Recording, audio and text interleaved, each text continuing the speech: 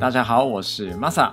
做可乐饼最早需要处理的食材是马铃薯，煮到熟再去皮打碎，流程很多就会开始有预做。其实替代马铃薯该用白饭也好，这次米饭中间有加入起司，还有搭配了 tomato sauce， 不像一般吃的可乐饼，变成一道好滑的料理，跟饮料一起非常适合。那做法是很简单，好，那我们就开始做。这一次我用冷冻过的小番茄，冷冻的番茄好处多，除了可以保存很久，冷冻过的味道会比较浓缩，放入汤做成酱汁都很适合。当然不用勉强冷冻起来哦，直接用新鲜的番茄也可以，或者是水煮罐头番茄也是没问题的。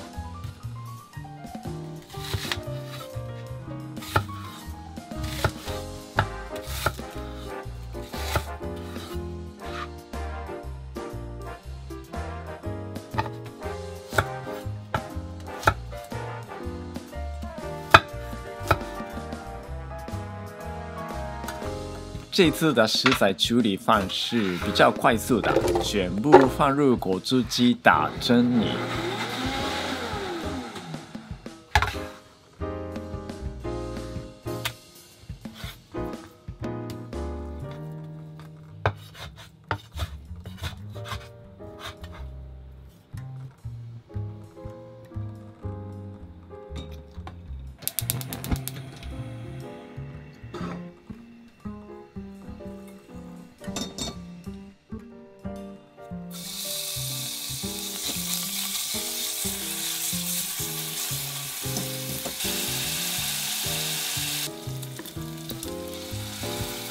因为洋葱跟蒜头都没有拌炒过，一开始它们的呛味比较重，倒入多一点的水，保持小火慢慢炖煮，味道会越来越温和。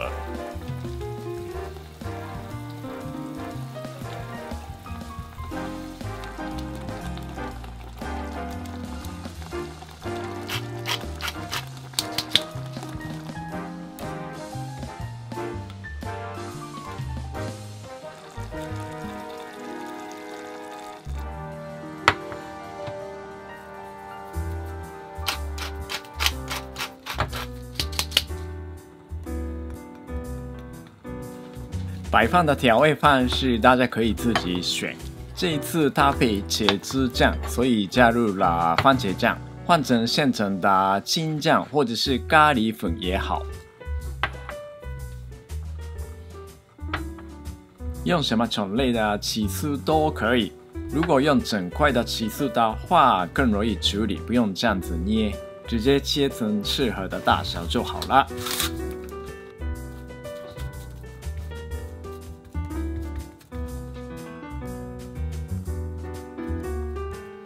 这一次的分量可以做2个稍微大型的可乐饼，这个也是大家可以自己选，做几个小圆形的也好。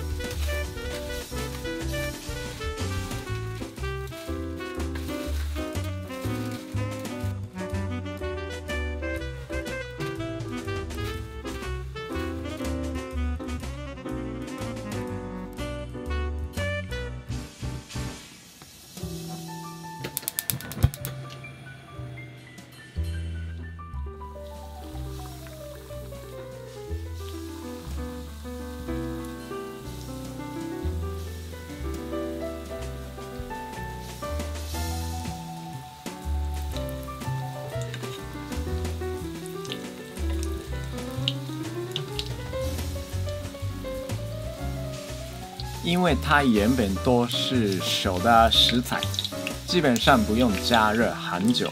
但是要确认中间的起司也有融化，所以最好用小火一边加热一边翻面，慢慢加热。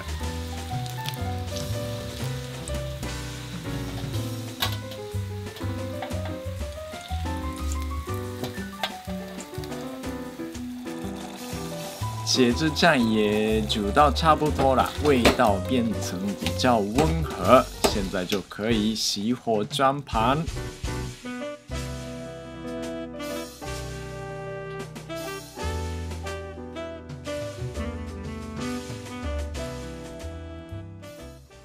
OK， 这样子就有非常好吃的cheese tomato rice korokke 完成了。这样子装盘虽然成本很低，看起来非常高级的料理，中间切开就可以看到起司流出来，跟酱汁一起，超级好吃的。这次我有搭配了红酒跟起司口味的料理，非常适合。这道料理跟焗烤饭很接近的。